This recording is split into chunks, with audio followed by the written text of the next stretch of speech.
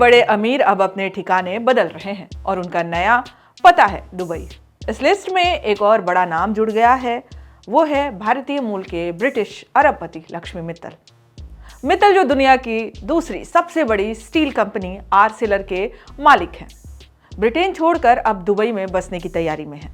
ये बदलाव अचानक क्यों हुआ, क्या है इसके पीछे का कारण, आइए जानते हैं।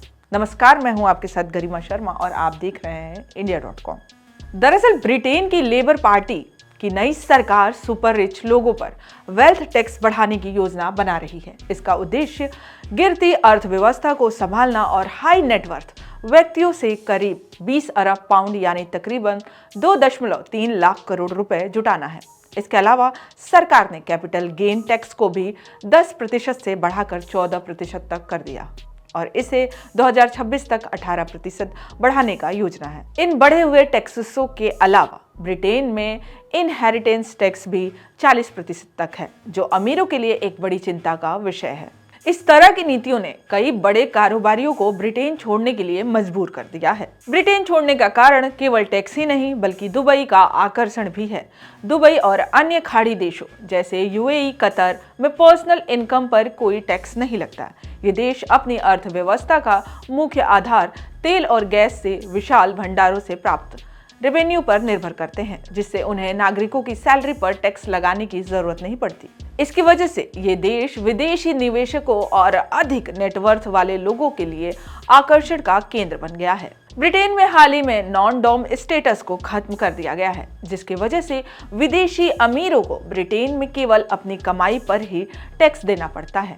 इस राहत के खत्म होते ही ब्रिटेन अब हाई नेटवर्थ व्यक्तियों के लिए कम आकर्षण का केंद्र हो गया है। इसके कारण कई प्रमुख कारोबारी जैसे रेवोलेट के को-फाउंडर निक स्टॉकिंग और भारतीय मूल के हसन नरूला पहले ही ब्रिटेन छोड़कर दुबई का रुख कर चुके हैं।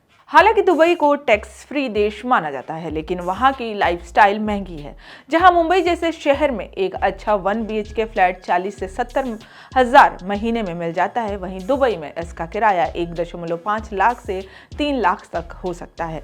इसके अलावा रोजमर्रा की चीजों की कीमत भी बहुत ज़्यादा है, जैसे दूध 120 रुपये प्रति लीटर और मासिक मेट्रो पास 8,500 तक हो सकता है। इससे साफ है कि टैक्स में जो बचत होती है वो अक्सर महंगे रहन सहन में खर्च हो जाती है।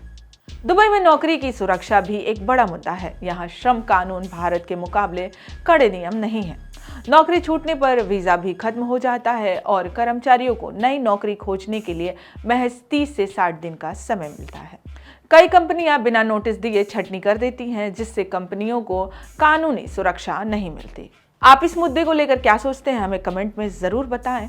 वीडियो पसंद आए तो लाइक, शेयर और India.com को सब्सक्राइब करना ना भूलें।